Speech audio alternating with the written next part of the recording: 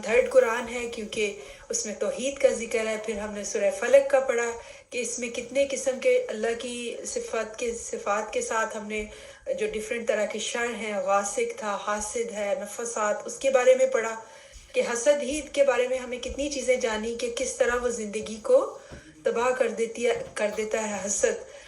اور آج ہم پڑھیں گے سورۃ الناس. اس میں ہم اللہ سبحانہ و تعالیٰ کی 3 صفات، اس کے رب، مالک اور الہ، اس سب صفات کی ان کی وساطت سے ہم وسوسوں سے بچنے کے لیے دعا طلب کریں گے انشاءاللہ. ہم دیکھتے ہیں اس کو انشاءاللہ اس کا ترجمہ پہلے دیکھتے ہیں. کہہ دیجئے میں لوگوں کے رب کی پناہ چاہتا ہوں، لوگوں کے مالک کی، لوگوں کے معبود کی، وسوسہ ڈالنے والے، بار بار پلٹ کر آنے والے کے شر سے، وہ جو لوگوں کے سینوں میں وسوسہ ڈالتا ہے، جنوں اور انسانوں میں سے. اس کی فضیلت تھوڑی سی دیکھتے ہیں کہ ہم لاسٹ ٹائم ہم نے ذکر کیا تھا نا کہ نبی کریم صلی اللہ علیہ وآلہ وسلم کو وہ مختلف طرح سے تنگ کرتے تھے، ان کو نقصان پہنچانا چاہتے تھے، یہاں تک کہ ان پہ جادو کر دیا. تو اللہ سبحانہ و تعالیٰ نے یہ تعویذ ہمارے پیارے نبی صلی اللہ علیہ وسلم کی حفاظت کے لیے دیے، اور یہ ہم سب کے لیے دیے ہیں. یہ تحفہ ان کا تھا اور ہم سب تک بھی یہ پہنچا الحمدللہ. تو اس کی فضیلت دیکھتے ہیں کہ معاذ بن عبداللہ بن خباب رضی اللہ تعالیٰ عنہ سے انہوں نے اپنے والد سے روایت کیا. وہ فرماتے ہیں کہ آپ صلی اللہ علیہ وسلم نے فرمایا کہ صبح اور شام 3 بار یہ صورتیں جو دونوں ہیں ان کو کہہ لیا کرو تو ہر چیز سے تمہاری کفایت کریں گی، ہر مصیبت اور بلا سے حفاظت ہو جائے گی اگر ہم 3 دفعہ صبح شام یہ دعا پڑھیں. پھر سنن ابی داؤد کی حدیث ہے، اس کے بارے عقبہ بن عامر رضی اللہ عنہ سے روایت ہے. انہوں نے کہا رسول خدا صلی اللہ علیہ وآلہ وسلم نے انہیں حکم دیا کہ وہ ہر نماز کے بعد معوذات پڑھا کریں. یہ دونوں صورتیں ہر نماز کے بعد صرف ایک دفعہ پڑھ لیا کریں. ان کو نوٹ ڈاؤن کرتے جائیں، صبح شام 3 دفعہ اور ہر نماز کے بعد. پھر صحیح بخاری سے ہمیں پتہ چلتا ہے، حضرت عائشہ سے روایت ہے رضی اللہ تعالیٰ عنہ سے کہ رسول خدا صلی اللہ علیہ وآلہ وسلم جب بھی اپنے بستر پر رات کو آرام کے لیے لیٹنے کے لیے جاتے تو اپنی دونوں ہتھیلیوں پر انہوں نے پورا طریقہ بیان کیا کہ یہ تینوں صورتیں جو ہیں سورۃ الاخلاص، سورۃ الفلق اور سورۃ الناس، دونوں ہاتھوں کی ہتھیلیاں اوپر اٹھاتے، ان کے اوپر یہ تینوں دعائیں پڑھتے، پھونکتے اور اپنے پورے چہرے اور جسم اور سب سے جہاں تک بھی ان کا ہاتھ جاتا وہ اس کو پھیرتے. اور یہ ہمارے پیارے نبی صلی اللہ علیہ وسلم کا یہ معمول تھا، یہ ان کی عادت تھی.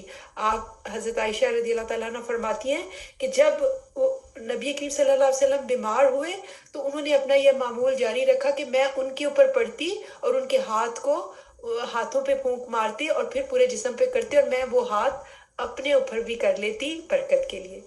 تو اس کے بے پناہ فوائد ہیں. جادو کا اثر، تمام قسم کے شر سے بچنے کے لیے، تو ہم نے بھی اس کو اپنا معمول بنانا ہے. امید ہے کہ ہم پہلے ہی پڑھتے ہیں لیکن ہم نے اس کو پورے شعور کے ساتھ پڑھنا ہے. پھر جب ہم اس سورت کا آغاز دیکھتے ہیں، آپ دیکھیں کتنی خوبصورت اللہ تعالیٰ کے 3 خوبصورت جو صفات ہیں، اس کے مالک، اس کا رب ہونا، الہ ہونا، اس سے شروع ہو رہا ہے. ہم نے سب نوٹ کریں کہ دیکھیں اصل حاکمیت اور اصل ملکیت کس کی ہے؟ اللہ سبحانہ تعالیٰ کی نا. تو جب ہم تھوڑا سا بھی اپنے آپ کو غلط فہمی میں پڑ جاتے ہیں کہ ہم بھی حاکم ہیں، ہم بھی مالک ہیں، تو وہاں سے بہت سی خرابیاں شروع ہوتی ہیں. ہم سمجھتے ہیں یہ گھر، یہ مال، یہ دولت ہم بھی اس کے مالک ہیں. ہم دیکھیں ہماری مرضی سے ہمارا گھر چلتا ہے، ہمارا گاڑی ہماری مرضی سے چلتی ہے. تو ایسا نہیں ہے، کیونکہ ایک بیماری، ایک موت کا آنا آپ کو ساری چیزوں سے ملکیت ختم کر دیتا ہے. تو اصل ملکیت تو نہ ہوئی ہے. اصل ملکیت اللہ کی ہے جو زندہ ہے اور قائم ہے. اس ایک کانسیپٹ کے کلیئر ہونے سے ہماری بہت سے تکبر، ہماری بہت سے شکوک و شبہات ختم ہو جاتے ہیں اور ہم بہت سے شو آف سے بچ جاتے ہیں، کیونکہ اصل مالک اللہ سبحانہ و تعالیٰ ہے. تو جب ہم اس کو یہ مالک سمجھتے ہیں اور یہ سمجھ لیتے ہیں کہ وہی وہ الہ ہے، رب ہے، مالک ہے، وہ ہمارے تمام بیماریوں کو، تمام پریشانیوں کو دور کر سکتا ہے، اس یقین اور اہتمام کے ساتھ جب ہم پڑھتے ہیں تو پھر ہمارا اس کا اثر ہی بہت زیادہ ہوتا ہے، کیونکہ ہم پڑھ رہے ہوتے ہیں اور اثر نہیں ہوتا. اس کی وجہ یہی ہے کہ ہمارے اعتماد اور ہمارے یقین میں کمی. پھر دیکھتے ہیں کہ شیطان مطلب یہ وسوسہ کیا ہے، کون لاتا ہے اور کیسا ہے.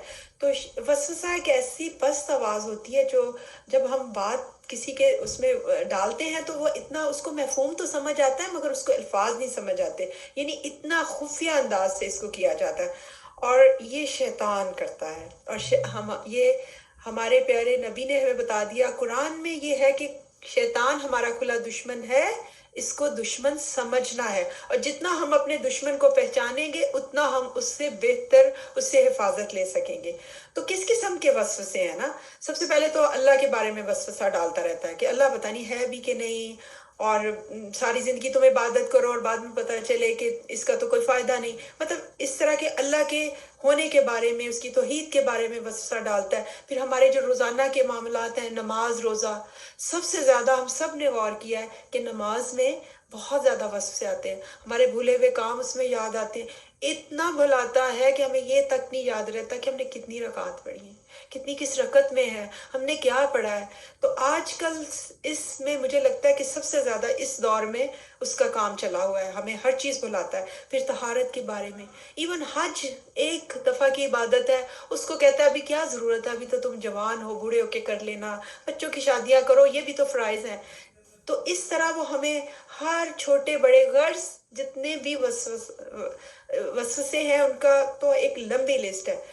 تو اگر ہمیں یہ دیکھ لیں کہ شیطان یہ کرتا ہے کہ گناہ کو چھوٹا کہتا ہے، کہ گناہ کو کرنا آسان کر دیتا ہے، نیکی کو مشکل کر دیتا ہے. جتنے بھی گناہ ان کو خوشنما بنا کے دکھاتا ہے کہ ہمیں وہ کرتے ہوئے مشکل ہی نہیں ہوتی.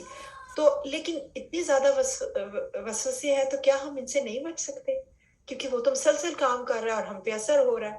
ایسا نہیں ہے. اللہ سبحانہ و تعالیٰ نے جتنی چیزیں بنائی ہیں، جتنے بھی خیر و شر ہیں، ان کی ہر چیز کے شر کا توڑ بھی بتایا ہے. اس کا توڑ یہ ہے کہ ہم ان تینوں صورتوں کو معمول بنا لیں اور ہر وقت ان کو پڑھیں، اور بھی جو بھی تعوذات ہیں شر سے وسوسوں سے بچنے کے لیے وہ بھی پڑھیں، اور اعوذ باللہ من الشیطان الرجیم پڑھیں، اور اس کو سمجھیں دشمن کو، اور اس کے ہر وار کو سمجھیں. اور کیا کب آتا، کب یہ ہے، یہ تب آتا ہے جب ہم ذکر سے غافل ہوتے ہیں.